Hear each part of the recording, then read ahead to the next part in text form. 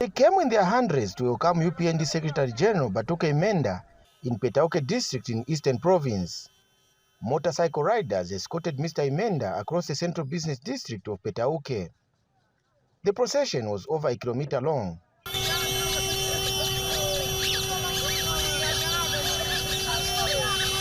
Mr. Imenda was driven to Petauke Day Secondary School, where he conducted an audit of all UPND structures from the branch to the province.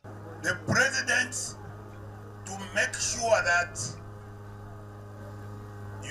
your children do not sit on desks only, but he has made education free. Are you not happy? Hakainde has not stopped at that alone. He went ahead and said, right, these children need teachers. During the audit, the UPND Secretary General urged voters in Petauke Central constituency to give UPND chance in the forthcoming parliamentary by-election. I would like to make a special appeal for you people that will be responsible for choosing a candidate. The person we are going to choose is the one that we are going to follow in Lusaka. And Special Assistant to the President for Political Affairs, Levi Ngoma, said the by-election will give chance to voters to vote for development. Pochitema campaign, chitalima campaign ndeo chosampon. Kampani ma issues.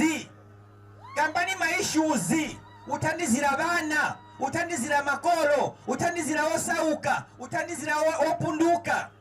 Ngati mweo muyangana kumbuyo muta ya time. Ndawi ino niyoyangana kusogolo. Ona ni vindu famene wachita President Hakainde in 3 years. Na miezi yochepa. 8 candidates have so far applied to be adopted on the UPND ticket. Voters in Petauke Central constituency will be voting on 6 February 2025 to elect a new member of parliament to replace the incumbent Emmanuel Banda, who is on the run. Paul Shalala, ZNBC News in Petauke District, Eastern Province.